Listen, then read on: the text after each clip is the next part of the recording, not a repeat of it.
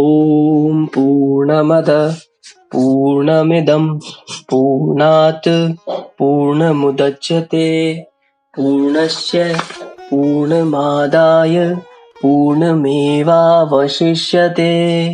श्री जगदम्बिकायै नमः। आज हम जगत जननी माँ अम्बा के आशीर्वाद से चतुर्थ स्कंद का 16वां अध्याय प्रारंभ करने जा रहे हैं, जिसमें भगवान श्री हरि के विविध अवतारों का संक्षिप्त वर्णन किया गया है। ओम चंडिका देवी को नमस्कार है। जन्मेजय बोले, हे मुनिश्रेष्ठ, हे विभो, अद्भुत चरित्र वाले भगवान विष्णु ने भृगु के शाप से किस मनवंतर में किस प्रकार अवतार ग्रहण किए। हे धर्मज्ञ, हे ब्रह्मन, श्रवण करने पर समस्त सुख सुलभ कराने वाली तथा पापों का नाश कर देने वाली भगवान विष्णु की अवतार कथा का विस्तार से वर्णन कीजिए। व्यास जी बोले, हे राजन, हे नराधीप, जिस मनवंतर तथा जिस युग में जैसे जैसे भगवान विष्णु के अवतार हुए हैं, उन अवतारों को मैं बता रहा हूँ, आप सुने। हे नृप, भगवान नारायण ने जिस रूप से जो कार्य किया वह सब मैं आपको इस समय संक्षेप में बताता हूँ। चाक्षुक मनवंतर में साक्षात विष्णु का धर्मावतार हुआ था। उस समय वे धर्मपुत्र होकर नर नारायण नाम से धरातल पर विख्यात हुए। इस वैवस्वत मनवंतर के दूसरे चतुर्युग में भगवान का दत्तात्रेय अवतार हुआ। वे भगवान श्री हरि महर्षि अत्रि के पुत्र के रूप में अवर्णित हुए। उन अत्रि मुनि की भार्या अनसुया की प्रार्थना पर ब्रह्मा, विष्णु तथा महेश ये तीनों महान देवता उनके पुत्र के रूप में उत्पन्न हुए थे।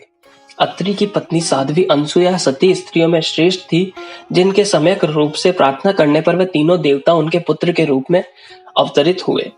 उनमें ब्रह्मा जी सोम चंद्रमा रूप में, साक्षात विष्णु दत्तात्रेय के रूप में और शंकर जी दुर्वासा के रूप में उनके यहाँ पुत्रत्व को प्राप्त हुए। देवताओं का कार्य सिद्ध करने के लिए चौथे चतुर्युग में 2 प्रकार के रूपों वाले मनोहर नरसिंह अवतार हुआ। भगवान श्री विष्णु ने उस समय हिरण्यकशिपु सम्यक वध करने के लिए ही देवताओं को भी चकित कर देने वाला नारसिंह रूप धारण किया था। भगवान विष्णु ने दैत्यराज बलि का शमन करने के लिए उद्देश्य से उत्तम त्रेता युग में कश्यप मुनि के यहाँ वामन रूप से अवतार धारण किया था। उन वामन रूपधारी विष्णु ने यज्ञ में राजा बलि को छलकर उनका राज्य हर लिया और उन्हें पाताल में स्थापित कर दिया। 19वें चतुर्युग के त्रेता नामक युग में भगवान विष्णु महर्षि जमदग्नि के परशुराम नामक महाबली पुत्र के रूप में उत्पन्न हुए। क्षत्रियों का नाश कर डालने वाले उन प्रतापी, सत्यवादी तथा जितेंद्रिय परशुराम ने संपूर्ण पृथ्वी क्षत्रियों से छीनकर महात्मा कश्यप को दे दी थी। हे राजेंद्र, मैंने अद्भुत कर्म वाले भगवान विष्णु के पापनाशक परशुराम नामक अवतार का यह वर्णन कर दिया। भगवान विष्णु ने त्रेता युग में रघु के वंश में दशरथ पुत्र राम के रूप में अवतार धारण किया था। इसी प्रकार 28वें द्वापर युग में साक्षात नर तथा नारायण के अंश से कल्याणप्रद तथा महाबली अर्जुन और श्री कृष्ण पृथ्वी तल पर अवतीर्ण हुए। श्री कृष्ण तथा अर्जुन ने पृथ्वी का भार उतारने के लिए ही भूमंडल पर अवतार लिया और कुरुक्षेत्र में अत्यंत भयंकर महायुद्ध किया। हे राजन, इस प्रकार प्रकृति के आदेश अनुसार युग युग में भगवान विष्णु के अनेक अवतार हुआ करते हैं। यह संपूर्ण त्रिलोकी प्रकृति के अधीन रहती है। ये भगवती प्रकृति जैसी चाहती हैं वैसी ही जगत को निरंतर नचाया करती हैं।